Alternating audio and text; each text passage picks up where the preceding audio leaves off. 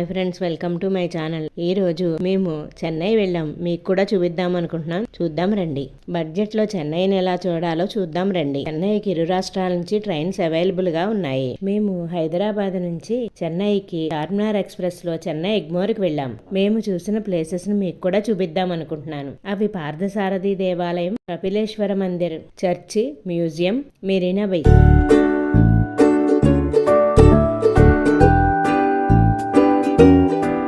పార్థసారథి దేవాలయాన్ని చూద్దాం రండి. ఈ దేవాలయము ట్రిప్లికేన్ లో ఉంది. ఈ దేవాలయం 108 దివ్య దేశాలలో ఒకటైనది. ఇదే మెయిన్ ఎంట్రన్స్. రండి లోపలికి వెళ్లి చూద్దాం. కెమెరాస్ లోపలికి ఎలవ్ లేదు. ఈ దేవాలయం 8వ శతాబ్దానికి చెందినది. పార్థుడు అంటే అర్జునుడు, సారథి అంటే రథాన్ని నడిపేవాడని అర్థము, శ్రీకృష్ణుడని. అందుకే ఈ దేవాలయానికి పార్థసారథి దేవాలయం అని వచ్చింది. ఈ స్వామిని పార్థసారథి పెరుమాళ్ళని కూడా అంటారు. మహాభారత ఇతిహాస ప్రకారము శ్రీకృష్ణుడు కురుక్షేత్ర సంగ్రామంలో అర్జునుని రథసారథిగా ఉంటాడు. కురుక్షేత్ర సంగ్రామం ప్రారంభంలో అర్జునుడి ఇరువైపులా ఉన్న బంధువు యుద్ధ సంగ్రామంలో మరణిస్తారని తలచి అస్త్రాలను విడిచిపెడుతుంటే భగవంతుడు కృష్ణుడు భగవద్గీతను బోధించి అర్జునుని యుద్ధానికి సమాయత్తం చేస్తాడు. కురుక్షేత్రంలో పాల్గొన్న ఆనవాళ్లను తెలియజేస్తూ ఇక్కడి మూల విరాట్ కొన్ని ప్రత్యేకతలున్నాయి. భీష్ముడు విడిచిన అస్త్రాలు, బాణాలు శ్రీకృష్ణుకు కూడా తగడం వల్ల స్వామి ముఖంపై కొన్ని మచ్చలు ఉంటాయి. సాధారణానికి భిన్నంగా స్వామికి మీసాలు ఉంటాయి. కురుక్షేత్ర సంగ్రామంలో ఆయుధం పట్టున ప్రతిజ్ఞ చేయడం వల్ల ఈ విగ్రహానికి మహావిష్ణువు ఆయుధమైన సుదర్శన చక్రం ఉండదు. చేతిలో కేవలం శంకు మాత్రమే ఉంటుంది. ఈ దేవాలయంలో ప్రధాన శ్రీ వెంకటేశ్వరన్ పార్థసారథి, ప్రధాన దేవత శ్రీ పార్థసారథి పెరుమాళ్ళు, ప్రధాన దేవత రుక్మిణి తాయారు. తరువాత కపిలేశ్వర టెంపుల్ ను చూద్దాం రండి. ఈ దేవాలయం రామకృష్ణ మఠ్ రోడ్డు నగర్ లో ఉంది. మైలాపూర్ లో ఉంది. ఈ ప్రాంతములో పార్వతీదేవి నెమలి రూపంలో శివుడి గురించి తపస్సు చేసిన చోటు. సందర్శిస్తే అన్నిటా విజయమే. ఇక్కడ పార్వతీదేవి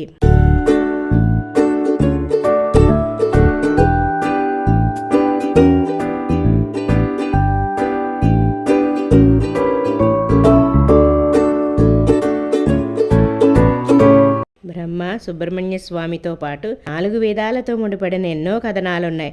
వాటితో పాటు ఈ ఆలయ విశేషాలు మీకోసం. మైలాపూరు అంటే కైలాసము. మైలాపూరు దర్శనం వల్ల కైలాస దర్శనం జరుగుతుందని నమ్మకము, పుణ్యం లభిస్తుందని అర్థము. పరమశివుడు పార్వతీదేవికి నమశివాయ అనే పంచాక్షరీ మంత్రంతో పాటు విభూతి ధారణ వల్ల కలిగే ప్రయోజనాలను వివరిస్తూ ఉంటాడు.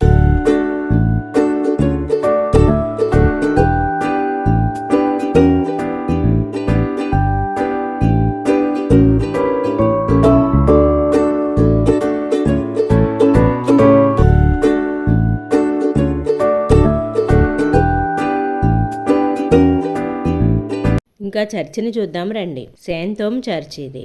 కేథెడ్రల్ బెసిలికా అనే చర్చి ఇది. ఈ చర్చిని 1606లో నిర్మించారు. లోపలికి రండి చూద్దాం.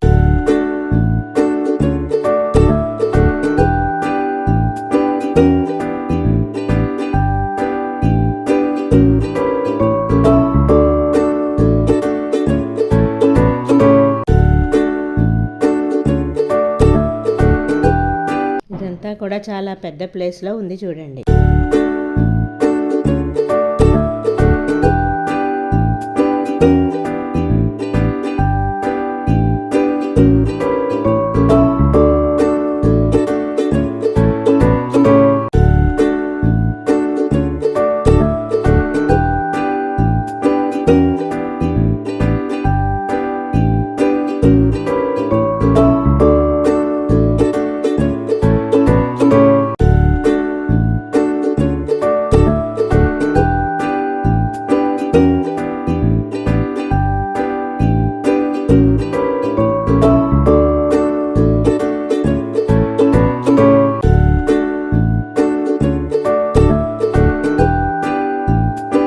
ఇంకా మెరీనా బీచ్ చూద్దాం రండి. ఈ దారి అంతా కూడా మెరీనా బీచ్ కి వెళ్లే దారి.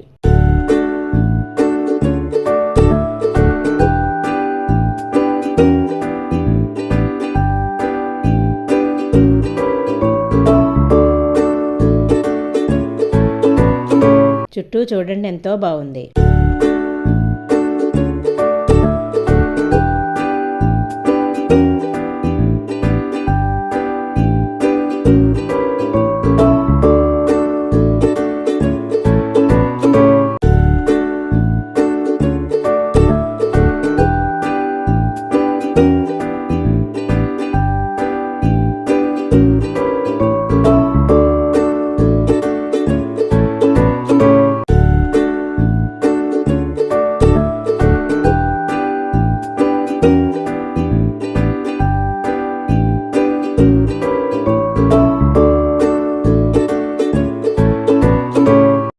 Arch MGR century arch.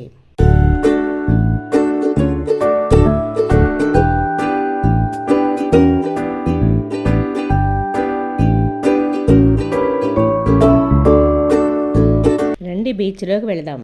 Marina beach bay of బెంగాల్లోని భారతదేశంలోని తమిళనాడులోని చెన్నై పట్టణంలో ఉంది.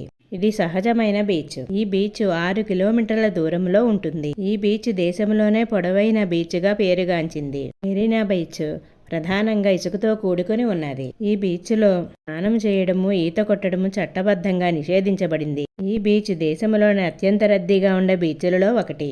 ఇంకా మ్యూజియంను చూద్దాం రండి.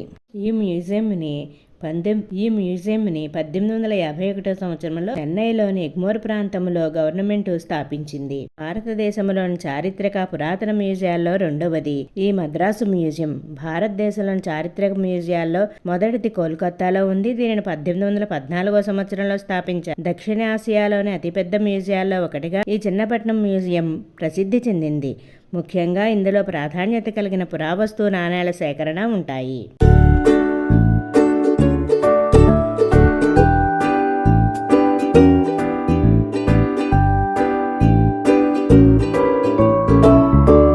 ప్రాచీన కాలం నాటి ప్రాముఖ్యత గల అతిపెద్ద పురాతన వస్తువులను సేకరించారు. 100 సంవత్సరాల పైబడిన అనేక చారిత్రక భవనాలు ఈ ప్రభుత్వ సంగ్రహాలయ ప్రాంగణంలో ఉన్నాయి. ఈ ప్రాంగణంలోనే అందరినీ ఆకట్టుకునే వైజ్ఞానిక థియేటర్ ఉంది. ఈ మ్యూజియం పరిసర ప్రాంతాల్లో ప్రస్తుతం నేషనల్ ఆర్ట్ గ్యాలరీ ఉంది. దీని ఇండో సార్సనిక్ నిర్మాణ శైలిలో నిర్మించారు. ఈ భవనం ముందు రాజా రవివర్మ వంటి వారు తయారు చేసిన అరుదైన కళాఖండాలు ఉన్నాయి. ఎన్నో పెయింటింగ్స్ ఉన్నాయి ఇక్కడ చూడండి.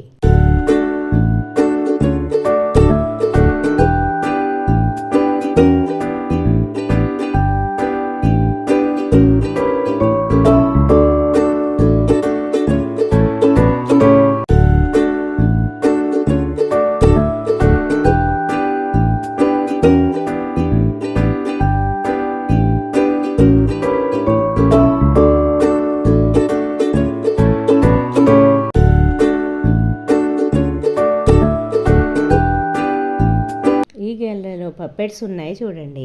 భారతీయ సంస్కృతిని ఇమిడింపజేసేలాగా ఉన్నాయి. మన సంస్కృతిని ప్రతిబింబింపజేసేలాగా ఉన్నాయి. అన్ని రాష్ట్రాల యొక్క వస్త్రధారణ సంస్కృతి ఇమిడింపజేసేలాగా ఉన్నాయి. మన దేశ సంస్కృతిని ప్రతిబింబజేసేలాగా ఉన్నాయి.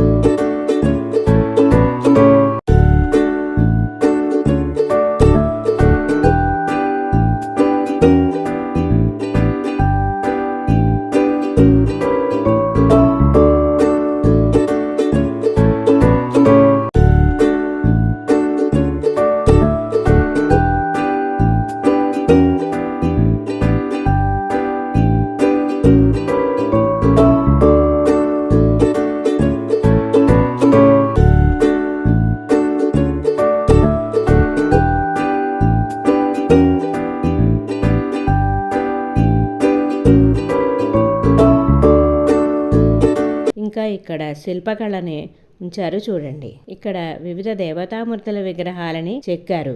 ఇది ఎంతో అద్భుతంగా ఉంది చూడండి.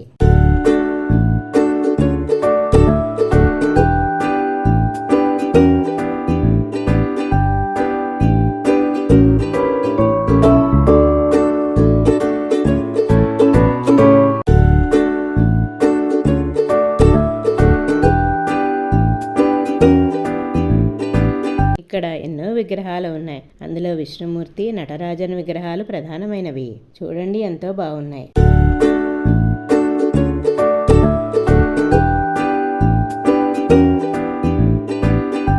నాగదేవత విగ్రహాన్ని చెక్కారు. ఎంతో బాగుంది చూడండి. ఇక్కడ చాలా రకాలుగా ఉన్నాయి.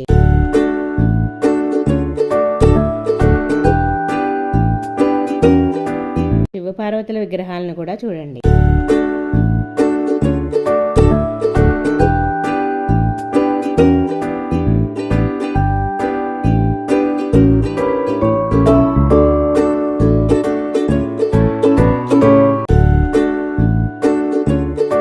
ఈ మ్యూజియంలో పురాతన కాలం నాటి చరిత్రను కూడా ఉన్న పుస్తకాలు కూడా ఉన్నాయి చూడండి.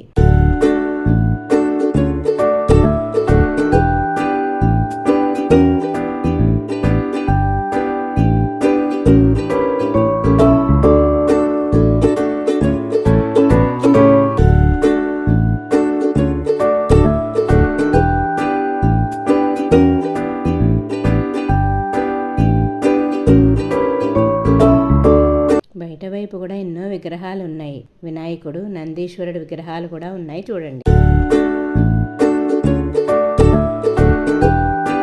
సింహాలు, ఏనుగులు విగ్రహాలను కూడా చెక్కారు. సప్తమాత్రికల విగ్రహాలు కూడా ఉన్నాయి. ఈ గ్యాలరీలో పోటరీకి సంబంధించినవి ఉన్నాయి. పురాతన కాలంలో ఉపయోగించినవి కత్తులను పెట్టారు చూడండి. మట్టితో తయారు చేసిన పాత్రలు ఉన్నాయి చూడండి.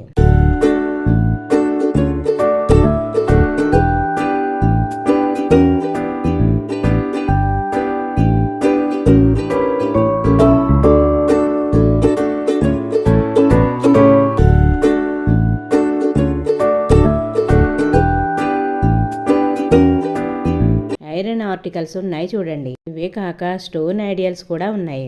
ఇవన్నీ కూడా పురాతన కాలంలో ఉపయోగించినవి.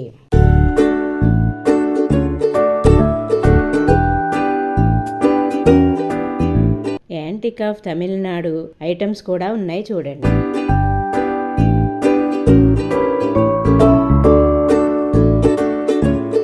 పోర్టరీ లిడ్స్ కూడా ఉన్నాయి. పురాతన కాలంలో ఉపయోగించిన కత్తులు, బళ్ళాలు కూడా ఉన్నాయి చూడండి. అతి పెద్దదైన ఐరన్ బెల్స్ కూడా ఉన్నాయి.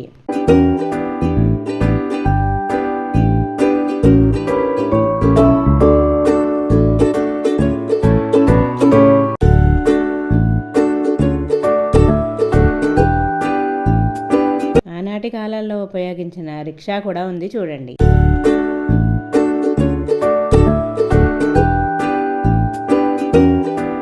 ఈ గ్యాలరీలో పెయింటింగ్స్ అవి ఉన్నాయి చూడండి. ఈ డోర్స్ ఎంత బాగున్నాయో చూడండి. పై భాగంలో కూడా చూడండి. ఇవి పైకి వెళ్ళడానికి మెట్లు. పైనంతా కూడా ఎంతో పెయింటింగ్స్ అవి చాలా బాగున్నాయి చూడండి.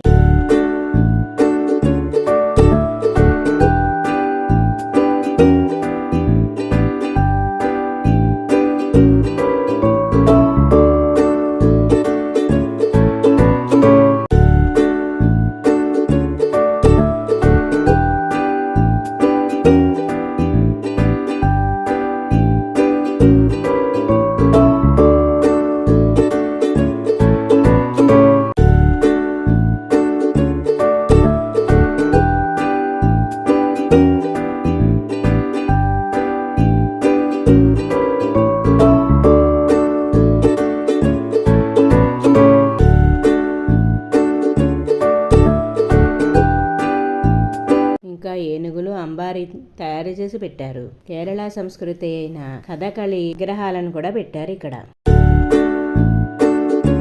కథకళి నృత్యం యొక్క వైభవాన్ని చాటి చెప్పడానికి ఇక్కడ ఇవన్నీ పెట్టారు.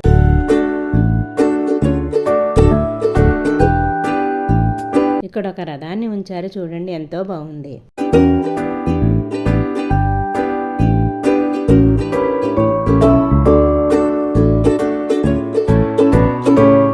ఇంకా ఆనాటి వస్త్రధారణను కూడా పెట్టారు ఇక్కడ. కేరళ సంస్కృతిలోని కావడిని కూడా పెట్టారు ఇక్కడ.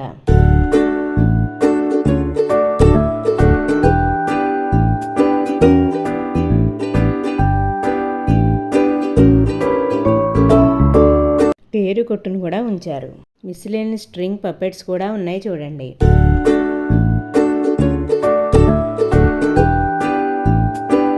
రావణాసురుని విగ్రహం కూడా ఉంది.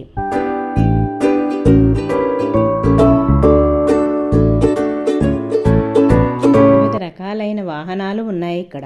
ఆంధ్ర విలేజ్ ను కూడా ఇక్కడ పెట్టారు చూడండి.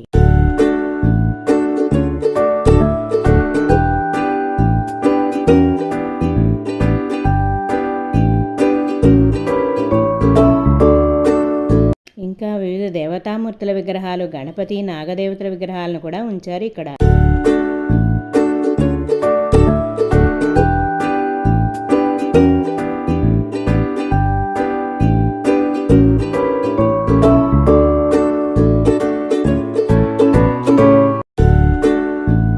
కాళింది మర్దిని కూడా ఇక్కడ క్షీరసాగర మదనం కూడా పెట్టారు.